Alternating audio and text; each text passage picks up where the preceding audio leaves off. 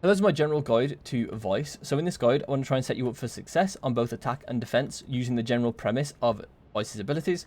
So first I want to talk about the detection radius of all her abilities. So this ability has a detection radius of about 4 meters. Her shear also has the same detection radius of 4 meters.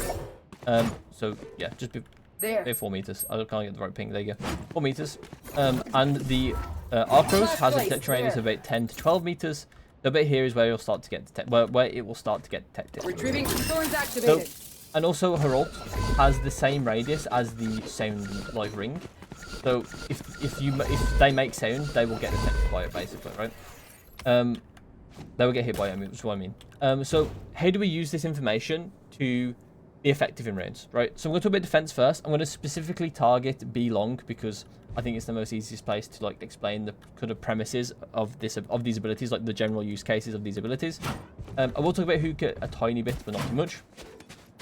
So first we'll talk about shear, and I don't like shear in the choke points like this because the problem is that you're giving the enemy the ability to play around your shear. You're giving them the ability to detect it and then be like, okay, let's have Omen and Jet come over here because they can get through the wall together and that kind of stuff, right? You're giving them the opportunity to make decisions like that, but we don't want to make any decisions surrounding our wall. We want it to be surprising when it happens and just be like a spanner in the works to their strategy, right? So generally, I like to put the wall further in, like this. Or like further in, I guess, close to the site. The reason why is because it's not detectable until they're already committing. So when the Jet dashes forward, she's going to trigger this wall and she's going to be alone on site. Or she might like get through and then basically half of the split doesn't get through. So two players don't get through over here, 2 players get through on hookah, and it's a 3v2 or like like 3v2, 3v3 instead of like a 5v3, right? Or 5v2. So this is why I like the shear, is because it can really disrupt like the entries going in, the space creators going in, and stop them from making the space they wanted. You can also use razor vines in conjunction with this as well. So with the razor vines, I like to place one here on white specifically, but I like to place one next to my wall too. So this one specific, I think it's quite pretty easy to understand why I'm doing this. You can also do the same on, like, for instance, on Ascent with like the switch on B, right? You can place it on there, and when Jet dashes into it, you just detonate it. And the thing is, like, for instance, with Jet specifically, her smokes don't last longer than the razor vines. So there's going to be a point in time where she's out in the open in your razor vine, and probably going to be a fairly free kill. So that's why I like this razor vine.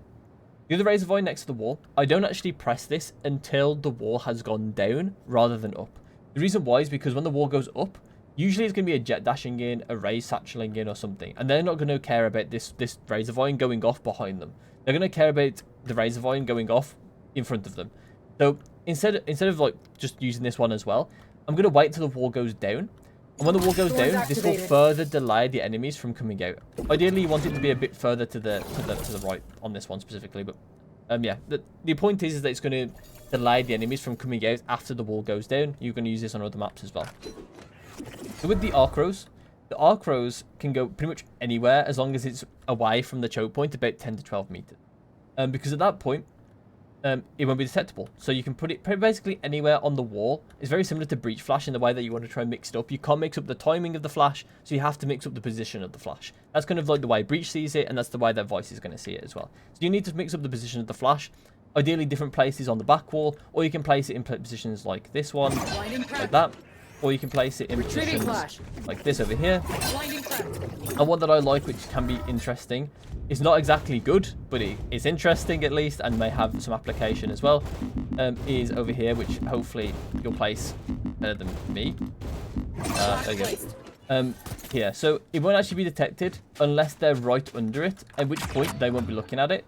So it's actually quite good as well to like keep this flash potentially for retake, because they might not even expect it to be here. Right, and it's a very interesting position for the flash to be in. But yeah, it's a work in progress, that flash, I'm going to go with. But yeah, just try and find interesting positions for your Arcros, not the same position on the same place in the wall. Not even on the same wall in some cases as well.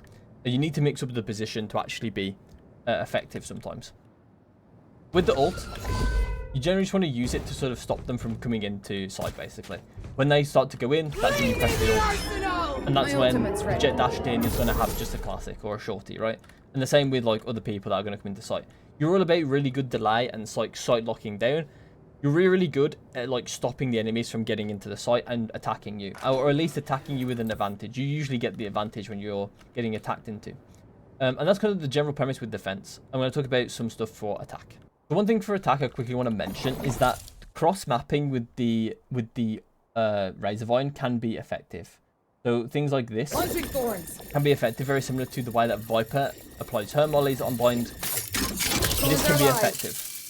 The one thing I dislike about this strategy for her, though, is that pressing the Razor Vine to detonate it on the ground can mean that it can get shot before it actually goes off, basically completely mitigating the fact that you had a Razor Vine. So I think that if that strategy is viable, it won't be viable for long versus good players. I also think as well that at that point, there might be an argument to have a right click for the Razor Vine that insta-detonates it when it reaches the ground. I think that might be interesting, but we'll see. She's not really meant to do that, I don't think. So, she probably won't get that, but yeah, I think that'd be interesting at least. Just a, quick side note. But when it comes to attacking on Vyse, that is one of the elements you can use. You can use, like, Razor Vines that would go into like, positions. I have no idea where this is going to land, by the way. I just randomly lined something up. But yeah, things like Razor Vines, for instance, one that would land here on attack would be really useful, right? Because it traps people in to showers like this, right? So they're trapped in, or they have to fight you, or they have to like run away through the Razor Vine and take damage, right? That'd be a very interesting lineup to get, right? One very similar is like the Gecko molly from here. You'll see it with Viper mollies as well. It's been a very, very common molly, and that's one that Vice can also do. We'll talk about the Arcros next. So the Arcros is really good for like taking space, to be honest. Because if you place, say, I want to place this Arcros here, right? Something like the theory behind this, right, is that if I place it and it gets shot, I know the enemy's there. If I place it and flash and I get the right noise, like the noise that detects someone, I know someone's there. If I flash and I don't get that noise, I know that no one's there. Or I know that someone has like hidden from the flash at least, right? If I place it and it doesn't get shot and I don't even detonate it, I can use it at the right time to then maybe trick my opponent into thinking that I'm not going to detonate it, and they might decide to like take an angle that gets them flashed, or they might just give up this area completely, and I can just like not use the flash and keep it for the next position I need the flash in. So there's like some theory with like the Arcros. The Arcros is really good for taking space. I would recommend that you're not like too greedy with it like that though. I recommend you do actually try and detonate it to take space and that kind of stuff, because you actually do have like that initiator element to you, where you can place his Arcros and take space, and I think that makes Vyse so much more useful than an agent like Deadlock, for instance, on attack. I also think the Shear, so we talk about the Shear can be used as an anti-flank tool. I haven't used it on Bind for an anti-flank yet, so I don't actually know if it can anti-flank properly. No, it doesn't look like it can really do it by itself. On other maps, it probably can, at least to an extent. You probably want to place it, for instance, on like Ascent on B, right? You place it just in B main, so they can't run through B main as a flank. So you would take mid and A main, and then they can't run through B without the Shear detect. And that kind of stuff could work, right? But otherwise, I like using it in post to like separate fights, or to like stop the enemy from getting trades, or to push them off the bomb is also a very common use. We probably see it on TikTok recently. Pushing them off the bomb is actually quite a good strategy. You can also use it in a 1v1. If the bomb is planted here and you place the wall here, it means that they can't go aggressive on you on main, right? So say if I'm playing main, like short, right? And they want to defuse the bomb. If they have to just sit here, basically. Because if they go past the wall goes up and they can't defuse. They have to sit behind the wall and they have to fight me during the wall's time. Otherwise, because they literally can't go back through the wall and defuse. So you can use the wall like that as well, which I think is quite useful. Obviously, in this specific situation, they can. But yeah, the premise is still there for other places on the map and other places on other maps. So yeah, but yeah, the premise is there for that. I think that's kind of like how I see like attacking. Obviously, the ult is also once again fairly self-explanatory. If they're within that radius and you can kind of hit some good places, I think the best one is over here. The only place it doesn't hit on a site is this corner. So yeah, that's kind of how I see Vyse. I probably miss some things, and I'll definitely get more knowledgeable as Vyse sort of like, I guess, cooks on other maps and understand more as time goes on. But yeah, that's kind of my sort of like general use for Vyse. It's been pretty effective for me when I've played her so far.